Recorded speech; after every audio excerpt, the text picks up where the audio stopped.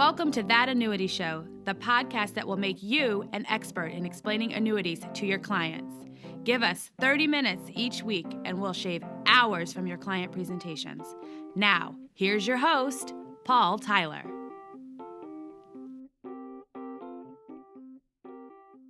Hi, this is Paul Tyler, and welcome to another episode of That Annuity Show. And with me is my one regular co-host, Ramsey. How are you?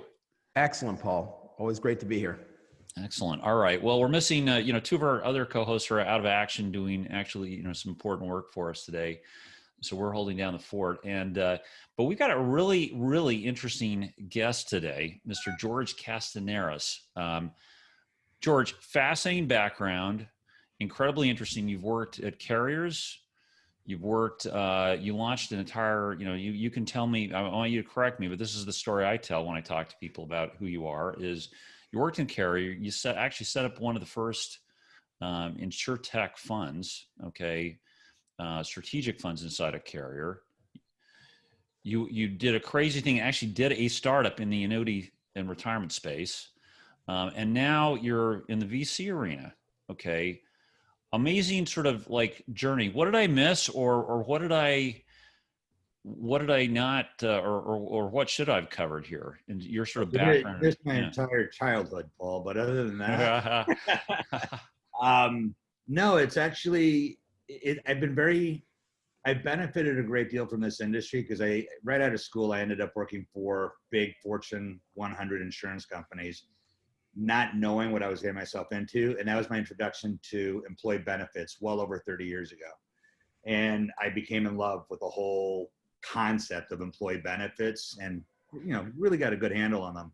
As I advanced my career, I found myself more leaning towards the retirement business versus the healthcare and voluntary benefits business. And I spent a good 30 years working for Fortune 50 insurance companies, building solutions, going to market, coming up with different strategies under all sorts of different environments with a deep understanding of consumers and how they behave. So I have a deep passion for this because I understand the relationship between people and money.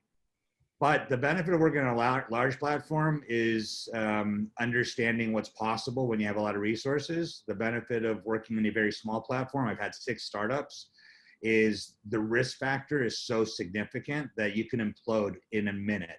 And you get used to that. So there's this natural tension between big platforms and small platforms on risk tolerance, risk appetite, risk identification, et cetera. But I've lived in both those platforms, and then I've also invested. So I know what it's like to be the entrepreneur, the company that may buy you, right, and also the investor that's making a decision to invest in you. And I think that gives me a pretty interesting background. Don't know if I could tell you that it was all premeditated, but that's how it all ended up. Yeah. Well, interesting. So, we actually got connected first through our incubator, which is not the topic. Did you hear that on there? Incoming chat. Did you hear this? No. This is amazing. I'm going to tell you, if I appear distracted, I'll actually tell you a very interesting story that actually ties in directly to what we're doing here. And so the topic today really is going to be, George, from your perspective, if I'm an agent, man, there's a lot of changing consumer behavior, changing technology, changing platforms, changing competitors. Where is the future really headed? So it's a little bit, it's not our sort of like, let's talk about startups and kind of the stuff, but it is kind of talking about our startups, and it is talking to people who are probably the first entrepreneurs ever. And those are annuity agents and retirement planners. So, you're talking to me as an agent. Talk me through, like, what's going on? What should I pay attention to? What should I not? What's the same? Maybe we start out with what doesn't change. What is not changing in this marketplace? Well, actually, let me address that in 2 ways. The thing that's changing is product evolution continues to expand. And I think one of the coolest solutions that's in the annuity space that's come out is the index-linked annuities. And it seems to be getting some attention. Whether that's good or bad long run, don't know. It's still in its infancy. But if nothing changes, personal opinion, based on my background, annuity sales will still sit around that 250 billion mark, plus or minus 5 billion, without a lot of motion, and that's going to be a byproduct, in my opinion, of the demographic just being so massive that the law of numbers will produce results, and it's going to consistently get to 250 billion, 260 billion, 250, whatever. The one thing I would tell agents right now to focus their time and attention on is, for the first time in history, you're going to have close to 70 million people get a statement every single year letting them know what their future paycheck may look like. So people don't realize that, and part of this is just the whole environment with COVID. On December 19th of 2019, Trump signed into law the Secure Act. My understanding, and rumor has it, that they might make some changes to that in this next iteration of the stimulus package. But that said, there's three fundamental things that are going to happen. The first one, annually, you have to demonstrate, based on the Department of Labor's regulations on what the variables and assumptions need to be, here's your projection of a future income based on your current savings rate and behavior, et cetera. That's great. Big challenge, though, and this is something for the agents, because I think the agents are the glue that kind of bring everything together at the end of the day. That product needs to be portable in order to sell in the 401k environment. I personally built a product alongside peers of mine at different companies for a 401k. Portability of the income products that exist in the 401k space today are not portable. They are very clunky, very challenging, very intense to record keep. Don't believe. And you're speaking of the whole group annuity space, right? Absolutely. But yeah. What's happening is, for the first time, employers are being given a safe harbor to say, listen, your population's aging, cash flows in the 401k, $7 trillion industry, they're all negative at this point because of the aging population. Going forward, you need to show everyone a future income paycheck. You're allowed to offer, under a safe harbor rule, an annuity. We're just asking you to make sure that it's portable. So if an employee has it here, you want to make sure they have it somewhere else. And then ultimately, you have to start including your part-time employees, but you're not obligated to give them a match. So if you think about an employer today, the big employers, they're distracted with COVID, first and foremost. How do I reassemble the team? How do I get back to work? All of that. Healthcare is always the number one item, but retirement is in second place. And retirement's been on cruise control for a good decade, meaning that the amount of churn in the business from company A to company B is reduced significantly because margins have been compressed. But when the law changes, they're being forced to make a change. So I would tell the agent community to start focusing on the annuity.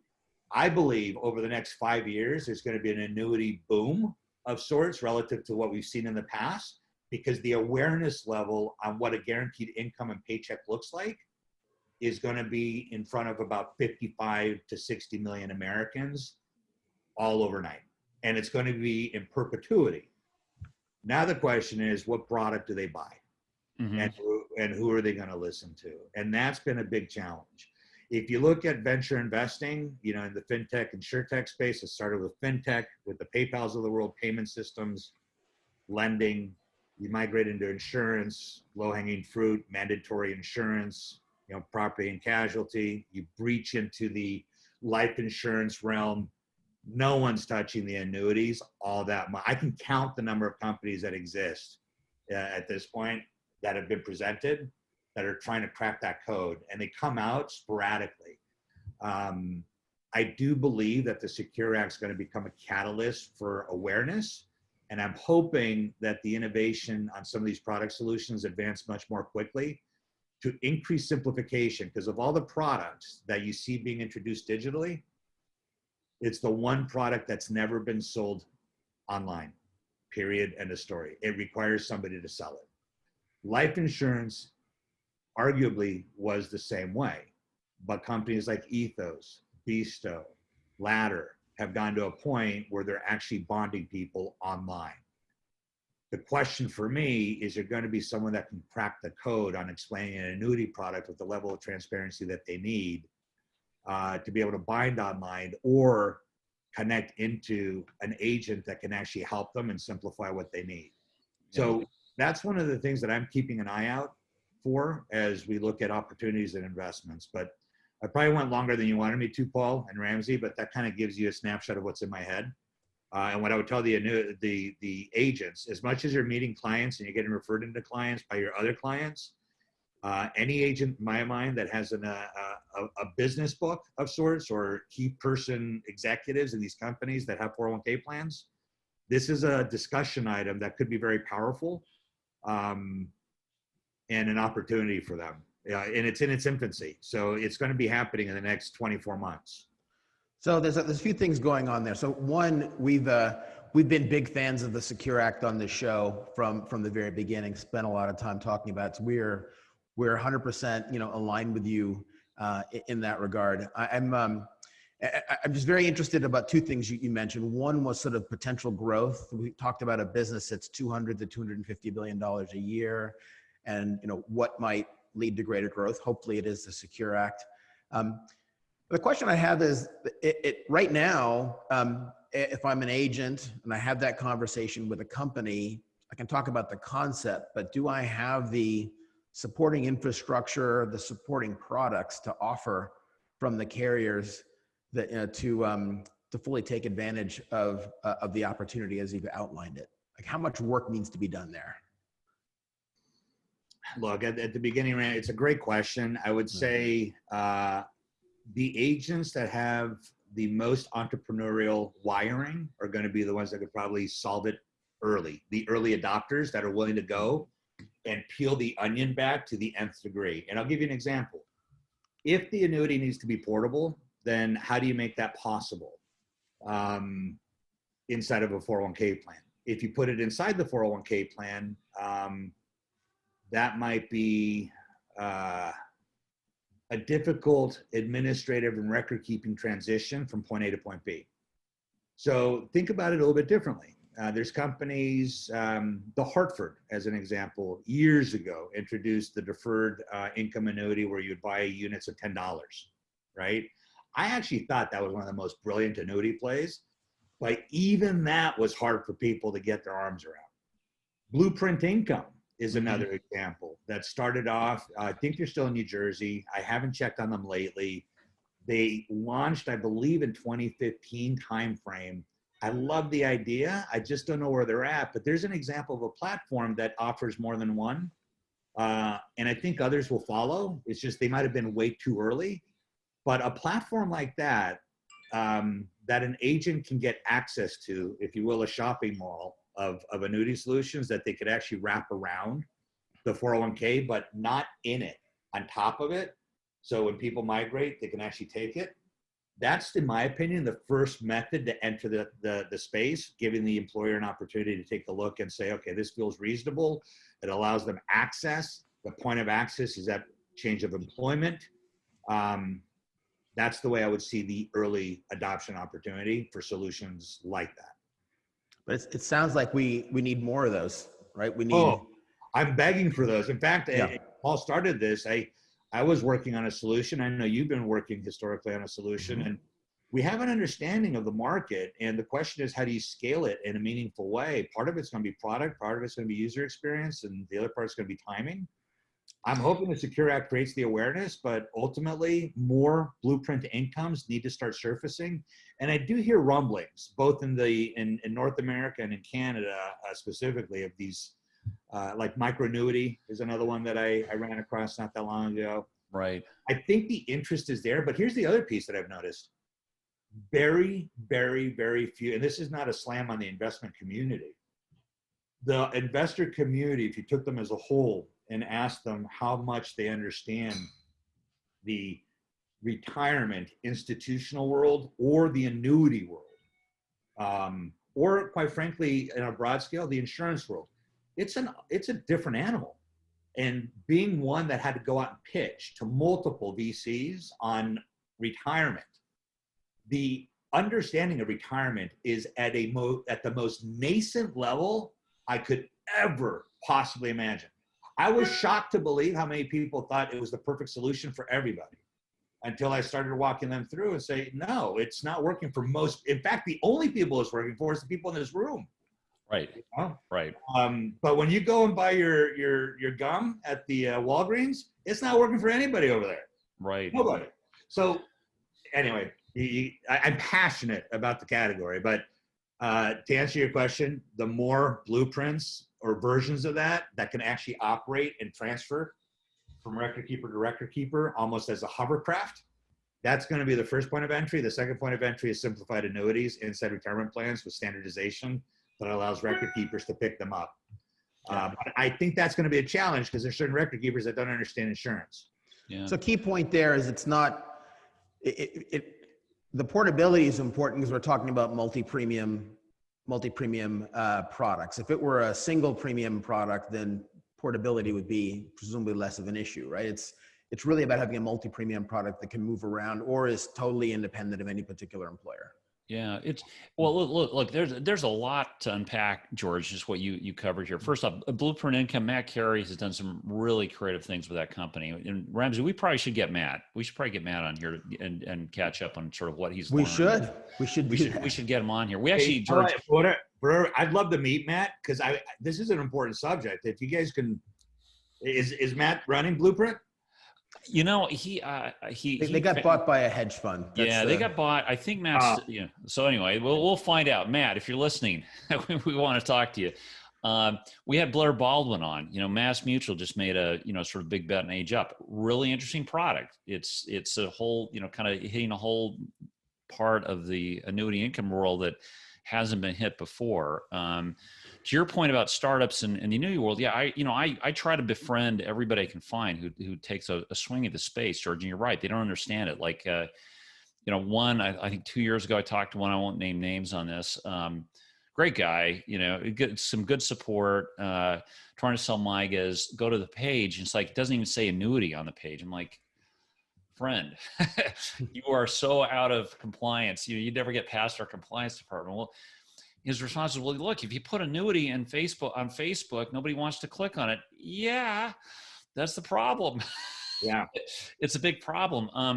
Now I just talked to another, company that's actually really well funded. I won't name the VC, George. You'll be, afterwards I can kind of share with you, who the people are if you want to take a look, but they're taking another, swing at the sort of micro annuity concept. Now, the problem is, if I'm an agent, and I try to sort of say, okay, let me put my head in an agent. How do I make money in this? Because $50 a week, or how do I get paid for this thing over time? It's kind of like, well, is this like the equivalent of a trail commission selling life insurance 20 years ago, or building up AUM? I'm not quite sure people have thought through the economics to get agents to actually get people to sign up for something like this, right? Let alone, as you know, on the insurance side, how do you make money on a product that costs you, $100 to put up in service each year, and you're only getting 50, how does the math work on this, right? To your point, agents, boy, I tell you, don't underestimate how little people know about like the difference between simple and compound interest rate, right, Ramsey? I mean, so on the consumer side, you can definitely see that. And then, on the sort of advisor side, they'll definitely understand compound interest and understand the math. But the level of focus and understanding of what different types of annuities actually do has been, much less than I anticipated, because it's a business that's largely focused on solving problems with stocks and bonds. So that's why I think there's a very interesting opportunity there. Yeah. So George, I think you know this. So we've launched this direct to consumer MYGA. We got a pretty cool iOS app. If anybody hasn't downloaded, please download it and take a look at what we built. Yes, you can buy it direct, but we've also set it up so that agents can actually do this on Zoom or whatever. We actually can't make this one up. An agent actually do an application for a client via Facebook Messenger video, download the iOS app, and put an application in for $100,000 annuity last week. Like, huh? Now, we have chat on our website, and that's kind of earlier on. I said, can you hear this? I get incoming chat. Wow. If you go on our website, you actually may talk to me. Yikes, on there. Oh, no. I've downloaded the app, and I actually know I would be talking to you. I actually thought it was a very clever app. Well, thanks. Now I'll tell you, you can't make up the conversations, George, I'm having. Like when you say people will open up their statement and see this income thing, the questions that you're going to get, I mean, I think agents are going to have like 50 questions from their clients on this before they can actually get to selling something, right? I think unwinding what that number means is going to be a massive educational program. I think, well,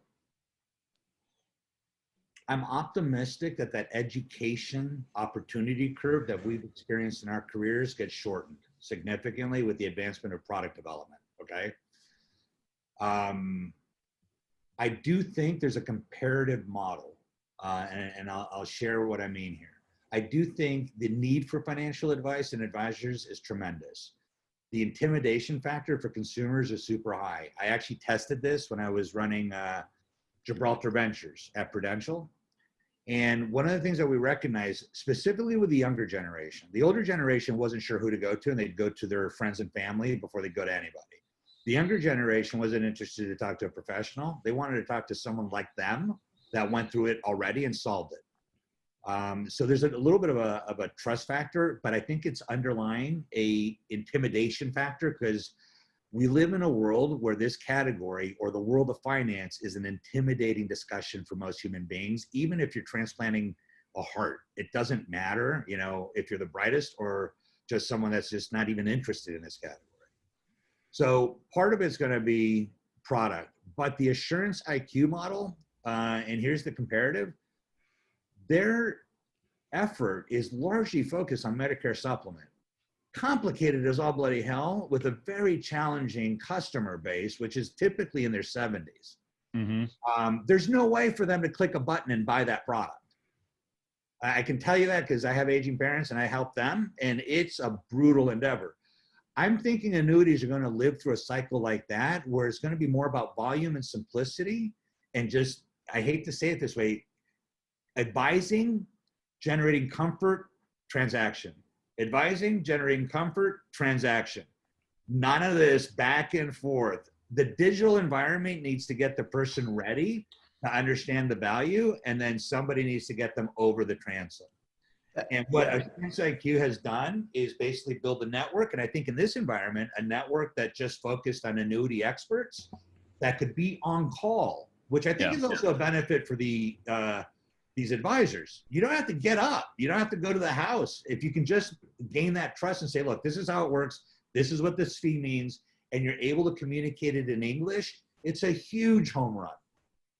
Huge home run. And I can tell you the number one, I'm sorry, I know Ramsey, you want to say something. Remind me to share the number one feedback I got from some studies. No, I was just going to say that, you know, if we think about everything we've just said here, you know, the key thing is scale and efficiency. Because if every sale involves a sort of a high touch interaction between, you know, a licensed agent to get them all the way through the process, you know, we'll never solve the problem, because the problem marches on every day. So the key thing is, exactly to your point, how do you create as much education as possible in a technology delivered platform before somebody actually has that final conversation? Like the bar to actually speak to a human should actually be pretty high, and somebody should have a pretty good idea about whether or not they're ready to move. But we haven't really built the system that way, and that's the key thing that has to change. I think you just nailed it. 90% historically was done with a physical interference, and 10% was automated. It's in reverse now, but we're not there yet. No. Where 90% needs to be automated, and that 10% is instead of an agent selling 5 annuities in a year, they should be selling 35. Right. You know, this for a lower commission. Yeah.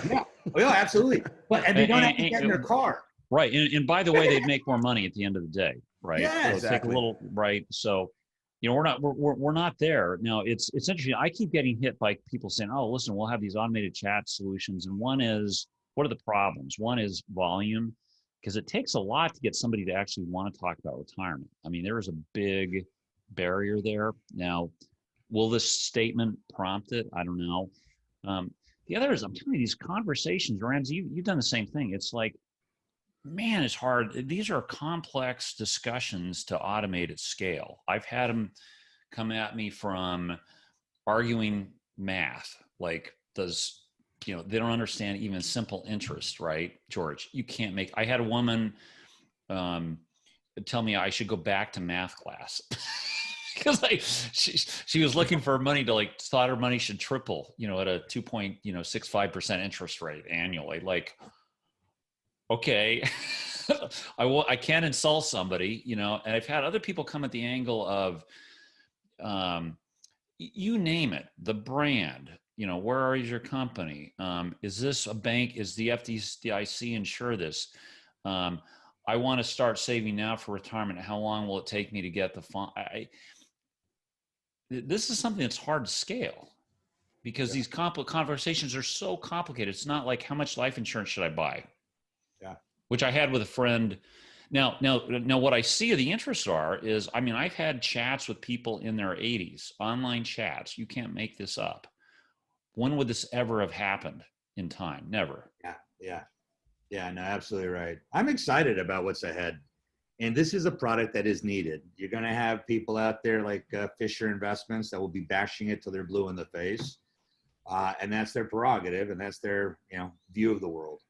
I know enough of the population that I would say a good 90% of it would benefit from an annuity versus being actively invested in the market, because I know what happens when the market takes a hit. And I think with the environment, I used to go on a circuit sharing a conversation called change is constant, velocity is not, under the concept that velocity is increasing at such a rate that it's going to create more volatility. Not in a bad way, just more ups and downs. And if that's true, you need to get more comfortable with the markets than you ever did before. 2008 was devastating. We're seeing it again, but no one's really feeling it. And we're going to see another one and another one. If that continues to happen and people don't have the fortitude to stay in the market, which they don't, I ran call centers for mega companies, and I'm telling you, the first thing that comes when the market dives by 1,200 points, take my money out, put in the most conservative fund, I remember in 2008 being in a call center in Iowa, and I asked the team, that we have 400 employees there, what can I do to make your job easier? You know what the answer was? Give me a button that transfers everyone's money to the most conservative fund they have access to. Just so I can hit the button and move on. Hit the button and move on. So it's so needed, but it's such an intimidating conversation. And I can tell you from the research that I did when I was introducing, we called it Income Flex. It's still at Prudential, has about $2.5 billion, I think, of assets in 401k plans. We created a solution that ended up being, it sounded too good to be true, but hard as hell to sell. Everyone didn't, because if I told you have a 5% roll up, you have a high water mark, you have guarantee this, how do you make that work? It's too good. It just became so daunting to get that over the finish line. And it was an exceptional product, which no longer could be offered because hedging costs went out of control. But the number one issue, the number one question that we would get, and this is big groups of meetings with 401k participants, wait a minute, who gets the money if I die? The wrong answer, it's tough, right? Because if you understand the insurance world, the wrong answer from the consumer side is that you get to keep it, as the insurance company. Which How long, when do you plan to die, and how long do you plan to stay dead? Yeah, I go, let's plan on staying healthy, Right. So it's an interesting dynamic. And I actually sent you something you can share with the audience and the agents, because I think it represents, in my opinion, the best natural, real study of consumers and behavior on selecting an annuity option, a fixed annuity option with a 70% rate back in the early 90s versus a lump sum during the military downsizing. So if you want, you can share that with folks. We absolutely will. Great. Look, a very detailed study. We'll put it up and link on our website, if not the show notes. So thatannuityshow.com. Go to, I think this is going to be episode, I don't know. Is it 61 or 62, Ramsey? 61. 61. 61. Well, you know better than we do. Yeah, because I was listening to 60. Yeah. So, okay. So I'm an agent, George, and I got this practice. It's hard enough to make my business. I can make one bet over the next 6 months and see how it is. I've been listening to the show. Should I kind of make my practice more, workplace benefits friendly where I'm explaining this thing? Should I try to partner with one of these startups that needs help, or one of these new products that could use an agent outlet? What's my crazy bet I should make over the next 6 to 12 months to position myself to grow? That's a very good question. I have a belief system that might be a bit daunting for some folks, and it's based on a book I read a long time ago called The Myths of Innovation. Not a great book, but it taught me a couple of key lessons. The first one, it's really important to have a bunch of disparate ideas running around at the same time, because it's the connection of two disparate points that creates invention. And if you're concentrating in one vertical the entire time, you'll be blinded, right? So when you're asking me that question, number one, keep doing what you're doing. If it's successful, you'd be crazy to stop that. And make sure people know that you're an expert in income. I think the word annuity, let's be valid here. It scares people, right? I'm not saying run from it, but just say, I'm an expert to make sure at this stage of your life, I'm your paycheck company, income. And I think beyond that, I'd start looking at what platforms I can attach myself to, whether it's a micro annuity, whether it's, the age up concept that you're talking about from mass media. Whatever startup is introduced, they need the help. I will call you as soon as I see something of significant meaning and say, what annuity agents can you get me access to? So I can introduce them into this ether. So that's something where they can actually act as advisors and be part of the game. Independent of that, because I think that keeps them fresh, I would say definitely read up on the Secure Act and start looking at a way to introduce solutions to employers, at least in that mid-sized employers. So employers at least have an option at point of, change of employment to offer these solutions. Because I think that's a discussion that's going to start, I would expect start surfacing second half of 2021, considering where we're at right now. I think the discussions will begin in the second part of 2021. So those are the three things I would do. Keep focus on the startup community, through shows like this, understand where and don't be afraid to call, don't wait for the entrepreneur. If you can help, they're interested. Do what you're doing if it's working, and then find a strategy around the Secure Act. If I was in those shoes, those are the three things I'd be doing based on what I know right now. Okay. So Ramsey, I did not tell you this before the show, but he and I have this stealth startup. Okay. And it's focused on the Secure Act. Exactly what you're saying. Providing people with directions. How big of a check will you write us? There's a lot of interest. I'm very familiar. And if it's good, count on us being active. All right. Ramsey, what else?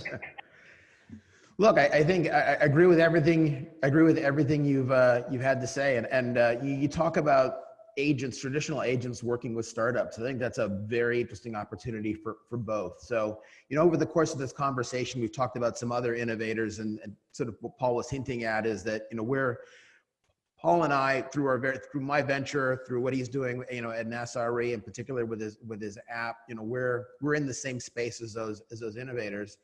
And, we interact with agents, but I think actually sort of true partnerships with agents can potentially yield, a ton of benefits. And agents will have a path to sort of more efficient sources of business. And, we will be able to even sort of more sort of aggressively and more deliberately be able to demonstrate, our proofs of concept. So I think that is I think it's a fantastic idea. And I think that, it has to be an agent that has this view that I'm not worried about disrupting myself.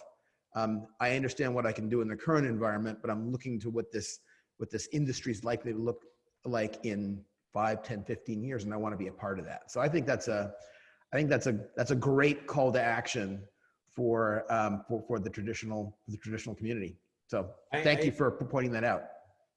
I think it's a function of relevance, Ramsey. If you want to remain relevant, you need to pulse on what's happening in the future. Because again, they're operating at a velocity that a lot of the large companies just can't. They have too much weight on them. I'm not faulting them. They just have too much weight. Yeah. So one last thing. So you also mentioned sort of switching the discussions around income. Also think that's super important because we've totally lost the dictionary definition of an annuity, right? It's been co-opted by, frankly, lots of accumulation vehicles that are called annuities, and then lots of savvy negative marketing by people like Fisher, Fisher and Fisher Investments. I think really getting back to what we're talking about, a decumulation product that is income focused and really focusing on income, I think is very important.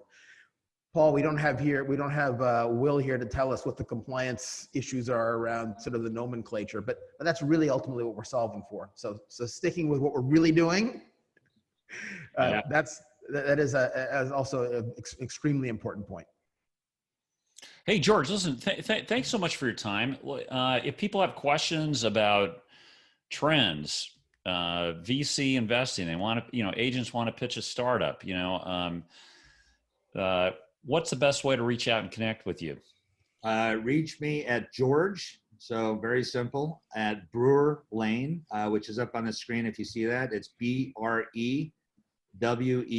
lane.com. So just send me a quick email or use my number, but don't leave me a voicemail. Send me a text, 917-733-9079. And this is a category that I am deeply, deeply, deeply interested in.